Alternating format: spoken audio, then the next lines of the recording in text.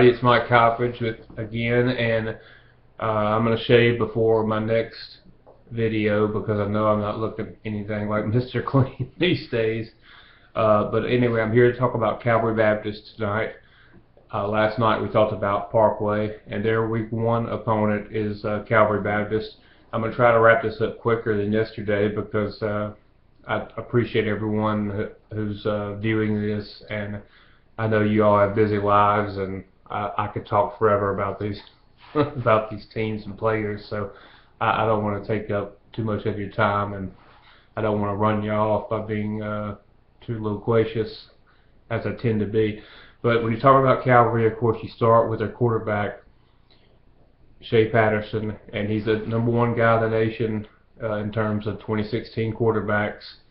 And last year he started out a little bit slow, and then he caught fire. And that's the same way Calvary's team went. They started out 1-4, and then they caught fire and won the state championship.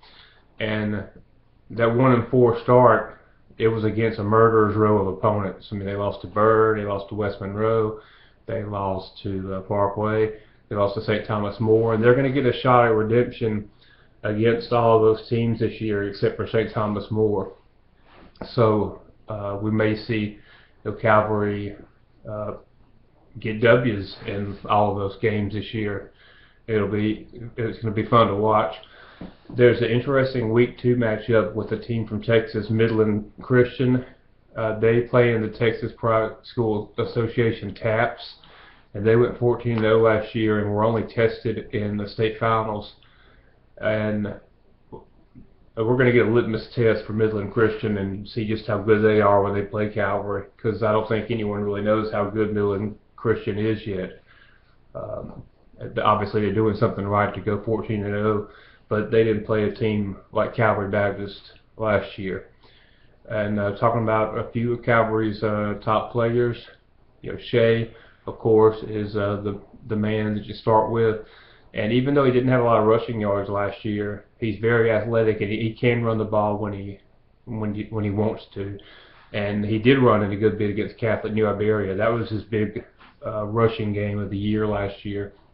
He had around 90 yards in that game. He hands the ball off to Orlando Bradford, who had over 1,000 yards rushing last year. He's the Arizona running back commit. And Orlando also was very effective catching the ball last year. He had over 400 yards receiving and well over 20 yards per catch. You also have Sean Brown, who does everything for Calvary. He had over 1,000 yards receiving last year, and he's going to do that again this year, barring injury. On defense, Calvary's secondary is second to none, with Brown being joined by a couple of juniors, 4-star Greedy Williams and Greedy's brother Rodarius Williams. And so Calvary's secondary is stacked. Their biggest question mark is going to be, the way I see it, the pass rush. They graduated all of the players who had sacks except for one player who had 2 sacks, and so the key for Calvary, from what I see, is going to be putting pressure on opposing teams' quarterbacks and standing up to the running game at the line of scrimmage.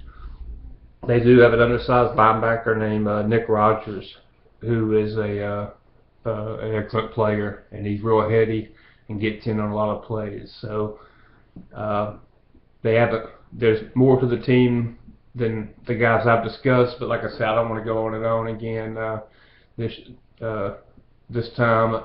Look out for the game when Calvary plays West Monroe, because you're going to get to see 2016 quarterback John Randall Belton from West Monroe go head-to-head against Shea Patterson, and so that's going to be a really fun game to watch.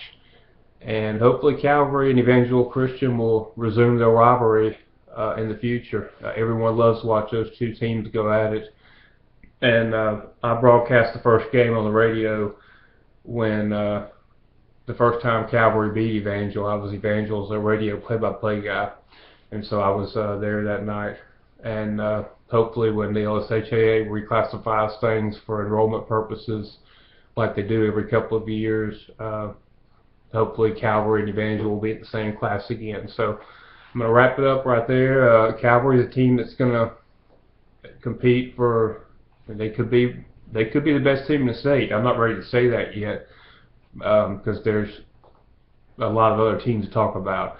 So I'll wrap it up there for now. I hope share some things with you that you liked, and peace. I'm out.